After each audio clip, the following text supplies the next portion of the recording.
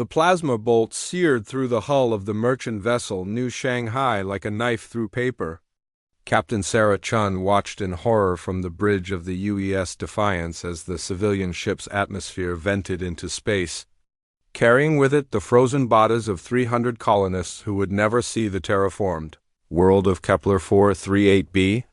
"Another one lost to the Zephyrian raiders," muttered Commander Torres, the ship's tactical officer. His weathered face reflected the same helpless anger that had become all too common among the human fleet crews. "That's the 7th transport this month." Chun clenched her fists as she watched the Zephyrian attack ship's sleek, crystalline vessels that seemed to bend light around their edges fade back into the asteroid field. Their energy weapons had torn through the transport's military escort like they were made of tissue paper. Humanity's best plasma shields and ablative armor might as well have been children's toys against the aliens' advanced energy weaponry. "Status report," Chun ordered, though she already knew the answer would be grim. 3 escort frigates destroyed. 2 damaged beyond repair, Torres replied, his voice hollow. "The raiders' energy weapons punched straight through our shields. Our return fire barely scratched their hulls." It had been the same story for the past 2 years, ever since humanity had encountered the Zephyrian hegemony during their expansion into the outer rim. What should have been first contact with an advanced alien civilization had quickly turned into a nightmare of one-sided warfare. The Zephyrians viewed humans as primitive scavengers, barely worthy of acknowledgement, let alone respect. Their technology was centuries ahead of Earth's finest achievements. Their energy weapons could slice through a human battleship's armor like it was made of aluminum foil. Their shields could absorb enough firepower to level a city without showing so much as a flicker. In every engagement, human forces found themselves outmatched, outgunned, and increasingly demoralized. But June had learned something during her 20 years in the Colonial Defense Force. Humans were at their most dangerous when they had their backs against the wall. And right now, humanity's back wasn't just against the wall, it was pressed flat against it with a plasma rifle aimed at their collective head. "Set course for Luna Station," Chun ordered. "Maximum burn. We need to report this to command." The bridge fell silent as the Defiance turned toward home. Through the viewports, the crew could see the debris field that had once been their escort flotilla drifting slowly apart. Each piece of twisted metal represented not just a ship, but lives lost, families destroyed, and humanity's growing desperation in the face of an enemy they couldn't match through conventional means. 3 days later, Chun found herself standing in the briefing room of Luna Station's Strategic Command Center, facing the grim faces of humanity's top military leaders. Admiral Harrison Webb, commander of the Colonial Defense Force, looked like he had aged a decade in the past month. General Martinez from the Mars Defense Corps sat rigid in her chair, her jaw set in the determined expression of someone who had run out of easy options. "The situation is becoming untenable," Admiral Webb began without preamble. "We've lost 67 vessels in the past 6 months. The Zephyrians aren't just raiders anymore, they're conducting systematic sweeps of our outer colonies. Our intelligence suggests they're preparing for a full-scale invasion of the core systems." A holographic display materialized above the conference table, showing the current disposition of Zephyrian forces. Red markers indicated enemy fleet concentrations, while blue showed humanity's increasingly sparse defensive positions. The picture was not encouraging. "Our conventional weapons are simply inadequate," General Martinez added. "Their energy shields can absorb kilotons of explosive force without failing. Our kinetic weapons are too slow to reliably hit their ships, and our own energy weapons might as well be flashlights for all the good they do." Chun leaned forward in her chair. "What about the research projects? I heard rumors about some breakthrough technologies being developed in the black sites." Admiral Webb exchanged a glance with General Martinez before nodding slowly. "There have been some developments, Dr. Elena. Vasquez's team at the Titan Research Facility has been working on something they call Project Nullweave. The preliminary reports are intriguing." "Intriguing how?" Chun asked. They claim to have developed a material that doesn't just absorb energy, it nullifies it entirely. Complete energy negation at the quantum level. Webb's tone suggested he wasn't entirely convinced. The theoretical foundations are sound, but the practical applications ... With respect, sir, Chun interrupted, we're facing extinction. Maybe it's time to consider impractical solutions. The room fell silent. Finally, General Martinez spoke up. Dr. Vasquez has requested additional test subjects for the next phase of trials. Military personnel with combat experience. Volunteers only. Chun didn't hesitate. I volunteer? Captain, you have a ship and crew to consider. My ship and crew won't matter if the Zephyrians glass Earth, Chun replied firmly. If this Project Nullweave has even a chance of leveling the playing field, then humanity needs to pursue it with everything we have. Admiral Webb studied her for a long moment, then nodded. Very well, Captain. You'll ship out to Titan tomorrow. But understand this. Technology is completely untested on living subjects. Dr. Vasquez's team has only conducted laboratory experiments so far. What exactly are we talking about? Chun asked. Integration, General Martinez said simply. The nullweave material isn't just armor or shielding. It has to become part of you. Biointegrated at the cellular level, Dr. Vasquez believes that human neural patterns might be uniquely compatible with the material's quantum properties. June felt a chill run down her spine, but her resolve didn't waver. How long would the process take? If it works? 3 weeks for full integration. If a DOESN single quotes D ... Admiral Webb's expression was grim. Well, let's just say the mortality rate in the lab animals was significant. 2 days later, Chun stood in the sterile corridors of the Titan Research Facility, a massive complex built into the ice and rock of Saturn's largest moon. Dr. Elena Vasquez was younger than Chun had expected, perhaps 35. With intense brown eyes and the slightly manic energy of someone who had been living on caffeine and determination for months. Captain Chun. Thank you for volunteering, Dr. Vasquez said as she led Chun through the facility. I hope Admiral Webb explained the risks involved. He mentioned a high mortality rate, Chun replied. How high are we talking? Vasquez paused at a security checkpoint and placed her palm on a scanner. 60% mortality in the mammalian test subjects. But, she added quickly, the survivors showed complete immunity to energy-based attacks. Plasma, laser, particle beams. Focused microwaves, nothing could penetrate the integrated nullweave matrix. They entered a vast laboratory space filled with equipment that looked more like alien technology than anything human-made. In the center of the room sat what appeared to be an advanced medical pod surrounded by monitoring equipment. The integration process requires us to introduce nullweave nanits into your bloodstream, Vasquez explained. These nanits will integrate with your cells, creating a quantum-entangled network throughout your body. The process is ... intense. Chun examined the medical pod more closely. And if it works? If it works, you'll become essentially immune to energy weapons. But more than that, the preliminary data suggests that nullweave integration might allow for direct manipulation of energy fields. You could potentially disable enemy weapons just by touching them. Could potentially? Vasquez's expression grew more serious. Captain, I need to be completely honest with you. We're venturing into uncharted territory here. The quantum mechanics involved are barely understood even by our best physicists. We're essentially asking you to become a living experiment. Chun thought of the new Shanghai and its 300 dead colonists. She thought of the dozens of other ships that had been destroyed by Zephyrian energy weapons. And the millions of humans living in the core systems who were depending on people like her to find a solution. When do we start? She asked. The integration process began the next morning. Chun lay in the medical pod while banks of monitors tracked every vital sign imaginable. The nullweave nanits looked innocuous enough, a silvery liquid that resembled mercury but moved with an almost organic fluidity. The nanits are programmed to seek out specific neural pathways, Dr. Vasquez explained as she initiated the injection sequence. We believe that human consciousness might be the key to controlling the nullweave's quantum properties.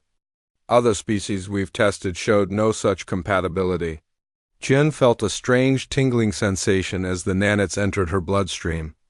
Within minutes, the tingling became a burning sensation that seemed to race through her entire nervous system. The monitors around her began flashing urgent warnings as her neural activity spiked beyond normal parameters. "Doctor," one of the technicians called out, "her brain patterns are off the charts." "Should we abort?" "No," Vasquez replied, studying the readings intently. "This is exactly what we hoped would happen. The nanits are interfacing with her neural network." "Captain, can you hear me?" Chun tried to respond, but her vision was filled with strange patterns of light and energy. She could sense the quantum fields that permeated. The Zephyrian attack came without warning, just as Captain Sarah Chun was addressing the assembled volunteers at Luna Station. 3 crystalline warships materialized from hyperspace, their sleek forms crackling with the familiar energy signatures of plasma cannons and particle beam arrays. The station's defensive systems immediately sprang to life. But Chian and everyone else in the briefing room knew how this would end the same way every engagement with the Zephyrians had ended for the past 2 years. "All hands to battle stations." Admiral Webb's voice echoed through the station's corridors. "This is not a drill. Zephyrian attack ships have breached the outer perimeter." Chion felt the familiar sensation of energy patterns flowing around her as her enhanced senses kicked in. The nullweave nanits in her bloodstream responded to her heightened state of alertness, and suddenly she could perceive the massive energy buildups aboard the attacking vessels. They were preparing to fire their main battery's weapons that could crack Luna Station's hull like an eggshell. "Dr. Vasquez, get these volunteers to the secure bunkers," Chun ordered. But the scientist shook her head. "Captain, 12 of these people have already completed the first stage of nullweave integration. They're not civilians anymore, they're weapons." Chun looked at the assembled group with new eyes. Lieutenant Marcus Reeves, a demolitions expert from the Mars Corps, Sergeant Lisa Park, a sniper who had survived 3 separate Zephyrian raids, Commander James Wu, a former test pilot who had lost his entire squadron to enemy plasma fire. Each of them showed the telltale silver threads beneath their skin that indicated successful nanite integration. "They're not ready for field deployment," Chun protested. "The integration process takes weeks to complete?" Her objection was cut short as the station shuddered under the impact of Zephyrian plasma bolts. Emergency lighting bathed the corridors in red as the main power grid fluctuated under the assault. "With respect, Captain," Lieutenant Reeves said, his voice calm despite the chaos around them, "we're as ready as we're going to get. And if we don't test this technology now, there might not be a later." Chin made a decision that would change the course of human history. "All partially integrated personnel report to the launch bay. We're going out there." The next few minutes were a blur of activity as Chun's impromptu squadron prepared for what most of the station personnel assumed would be a suicide mission. The human fighters launching against the Zephyrian warships were outdated interceptors, barely capable of scratching the aliens' advanced armor. Under normal circumstances, but these weren't normal circumstances, Chun strapped herself into the cockpit of her fighter, feeling the nullweave nanits responding to her elevated heart rate. Through her enhanced senses, she could perceive the quantum signatures of the Zephyrian vessels with crystal clarity. Their energy shields were impressive layered quantum fields that could absorb and deflect massive amounts of directed energy. But Ching could see the underlying patterns, the mathematical relationships that held those shields together. "All fighters, this is Phoenix Leader," Chun said into her comm unit, using her old squadron call sign. "Remember, we're not trying to outfight them. We're trying to unfight them. Focus on disrupting their energy patterns, not penetrating their defenses." The small squadron of human fighters accelerated toward the Zephyrian warships, their approach seeming suicidal to any observer. The alien vessels immediately responded, their weapon systems tracking the incoming threats and preparing to swat them aside like annoying insects. That was when Chun discovered that nullweave integration offered more than just energy manipulation. enhanced human reflexes and spatial awareness, far beyond normal parameters. As plasma bolts erupted from the lead Zephyrian ship, Chun found herself moving her fighter through impossible maneuvers, sliding between energy streams that should have vaporized her craft. "Phoenix 2, break left," she called out, watching Lieutenant Reeves thread his fighter through a crossfire pattern that would have been impossible for an unenhanced pilot to survive. "Phoenix 4, you've got a particle beam lock, already on it, Lid." Sergeant Park's voice came back steady and confident. Chun watched in amazement as Park's fighter flew directly toward the incoming particle beam, only to have the energy weapon simply stop firing as her enhanced abilities disrupted its quantum matrix from a distance. The Zephyrian crews must have been shocked. For 2 years, they had enjoyed absolute technological superiority over human forces. Their energy weapons had been unstoppable, their defenses impenetrable.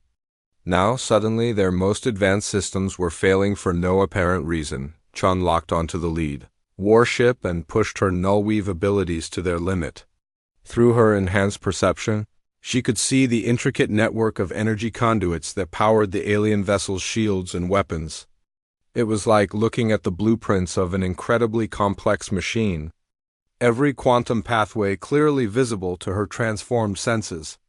"Let's see how you handle this," she muttered, and reached out with her mind to touch the ship's primary power matrix. The effect was immediate and dramatic. The Zephyrian warship's energy shields flickered and died as Chun unraveled the quantum foundations that maintained them.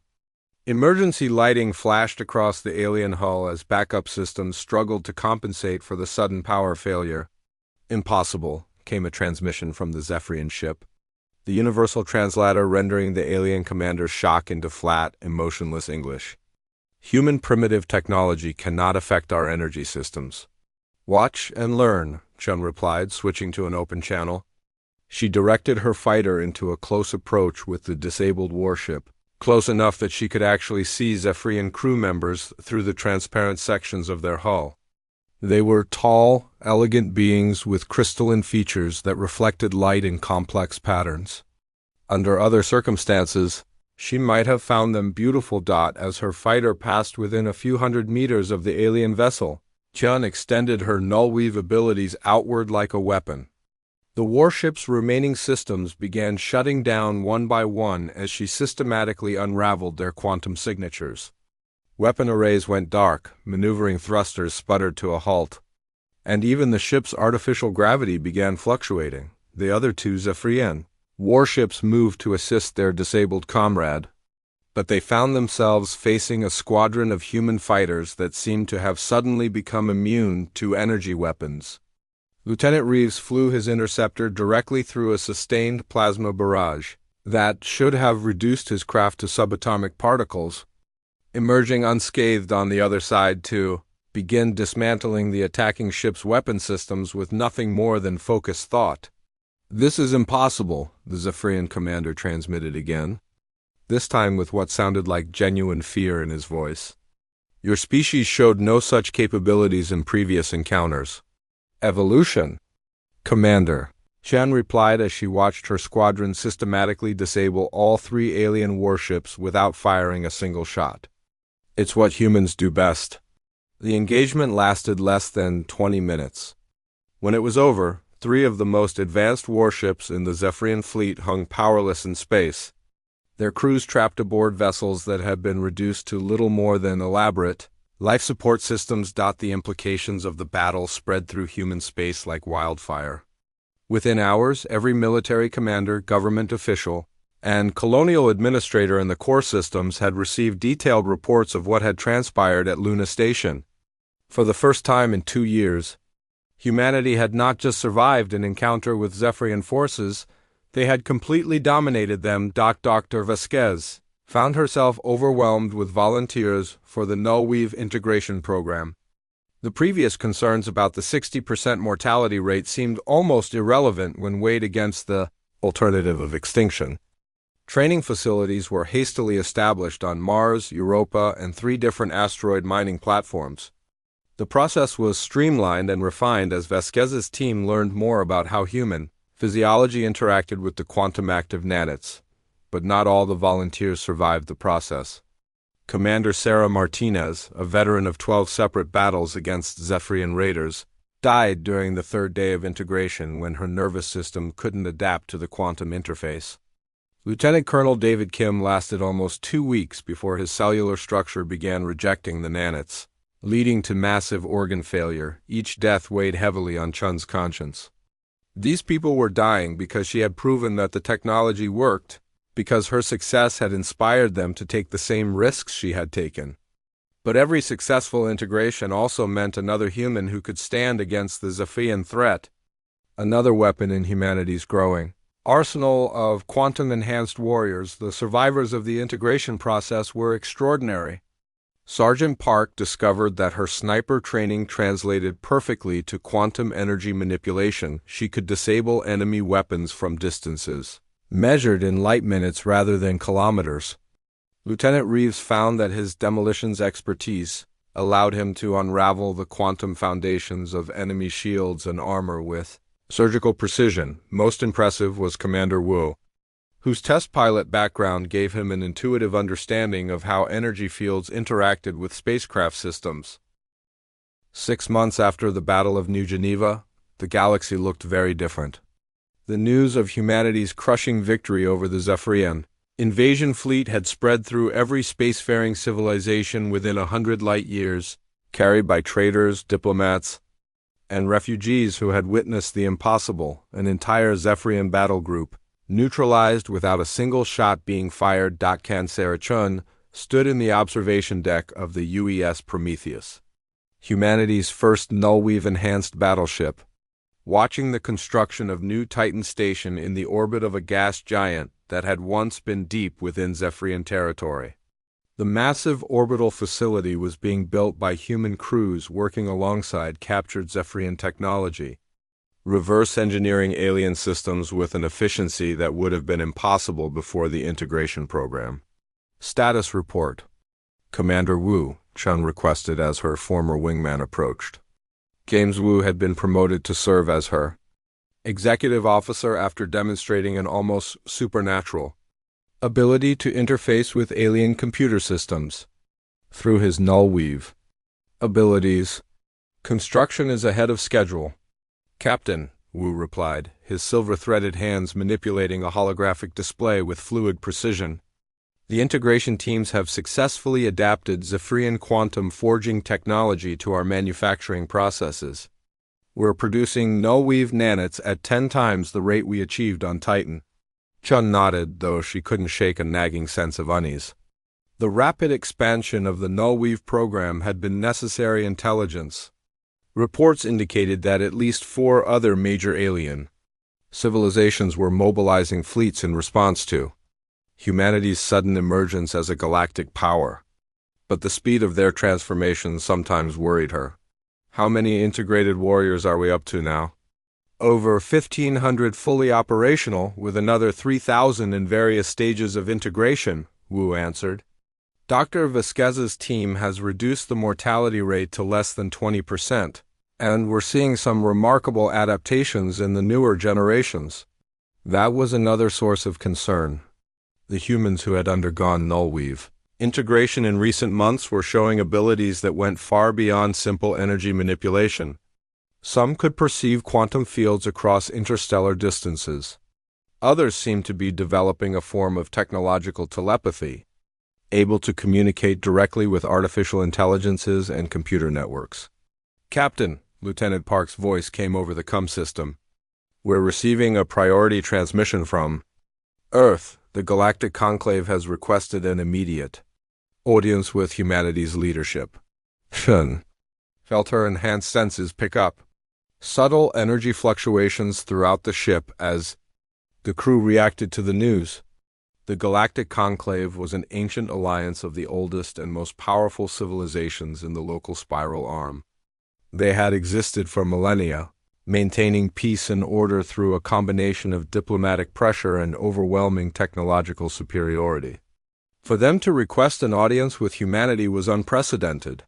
Route the transmission to the main briefing room, Chun ordered, and get Dr. Vasquez and Admiral Webb on a secure channel from Earth. 20 minutes later, Chun found herself face to face with representatives of species she had only heard described in intelligence briefings. The Etherians appeared as shifting patterns of light and energy, beings who had transcended physical form eons ago. The Dominion Collective spoke through crystalline constructs that housed the uploaded consciousness of an entire civilization. Most imposing were the Yor-Kelani ancient beings whose technology was so advanced that their ships appeared to be living organisms rather than constructed vessels. "Humans," the Etherian representative began, its voice resonating through quantum fields rather than sound waves. "Your species has achieved something that we believed impossible. You have developed the ability to directly manipulate the fundamental forces that govern technological civilization." Chun exchanged glances with Admiral Webb, whose image appeared on a secondary display. "We were motivated by necessity," she replied carefully. "The Zephyrian aggression threatened our survival." "Yes, the Zephyrians," the Yor-Kelani speaker interjected, its voice carrying the weight of millennia. "A young species, barely 10,000 years old? They believed that energy weapons represented the pinnacle of warfare. They learned otherwise." The Dominion Collective's crystalline avatar rotated slowly before speaking. "We have observed the aftermath of your conflicts with the Zephyrian hegemony. 63 of their warships remain in your possession, their crews alive but their vessels completely non-functional. This level of technological dominance is ... concerning." "Concerning how?" Chun asked, her tone carefully neutral. "The balance of power in this region of the galaxy has been stable for over 50,000 years, the Etherian explained. The sudden emergence of a species capable of neutralizing energy-based technology threatens to destabilize ancient alliances and trade agreements." Dr. Vasquez's voice came through the system from Earth.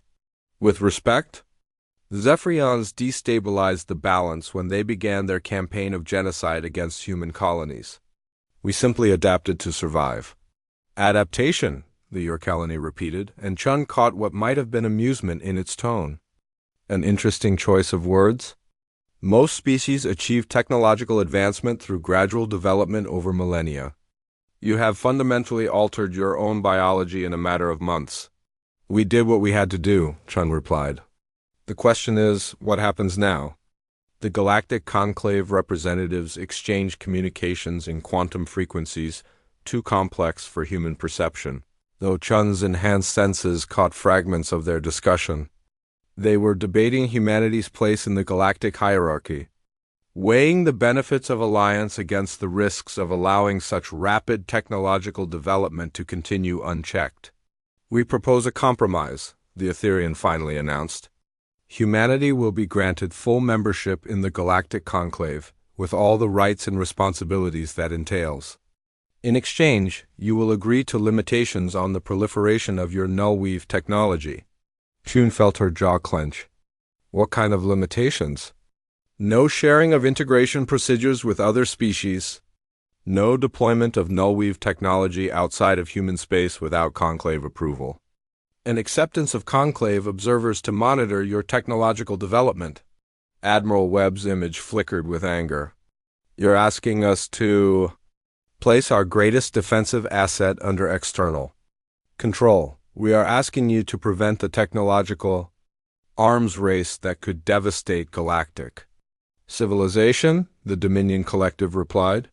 "Your null-weave abilities represent a paradigm shift comparable to the development of faster-than-light travel. Such innovations must be carefully managed." Chun looked around the briefing room, noting the way her crew's bioelectric fields reflected their emotions. Fear, anger, defiance, all clearly visible to her enhanced perception. They had fought and died to develop this technology, and now the galaxy's elder species wanted to regulate it. "We need time to consider your proposal," Chun said finally. "This isn't a decision that can be made by ship captains and admirals. Our entire species has a stake in this." "Understandable," the Yor-Kelani acknowledged. "But understand that time is a luxury you may not have. Other species are already attempting to develop countermeasures to your abilities." The hegemonic orders have begun mass production of kinetic weapons specifically designed to target null-weave warriors. The neo-supremacists are experimenting with quantum viruses that could potentially disrupt your neural integration. The transmission ended, leaving Chun staring at empty space where the alien representatives had been. The silence in the briefing room was deafening. "Captain," Commander Wu said quietly, "there's something else you should know. Our deep space sensors have detected massive fleet movements throughout the sector. At least 7 major civilizations are repositioning their forces toward human space." Chun nodded grimly. She had expected this. Humanity's rapid rise to prominence had created a power vacuum that every ambitious species in the region wanted to fill. The question was whether humanity was ready to defend its new position. Over the following weeks, reports flooded in from across human space. The Kaloran Empire had issued ultimatums demanding that human colonies cease expansion beyond their current borders. The Silicon hegemony had begun systematically jamming communications between human worlds. Most ominously, the Machine Orthodoxia, collective of artificial intelligences that had been dormant for centuries, had suddenly awakened and begun mobilizing fleets of autonomous warships, but humanity was no longer the vulnerable species that had barely survived Zephyrian raids. The null-weave integration program had produced over 5,000 enhanced warriors, each capable of single-handedly neutralizing an entire enemy battle group. More importantly, the technology had begun evolving in unexpected directions. Chun discovered this firsthand during a patrol of the Outer Rim, when her squadron encountered a Machine Orthodoxy scout fleet. The artificial intelligences had deployed new weapons specifically designed to counter null-weave abilities, gravitational disruptors that attacked the quantum foundations of matter itself rather than relying on energy projection. Phoenix Leader. The gravitational weapons are disrupting local space-time, Lieutenant Park reported as her fighter struggled against forces Tha.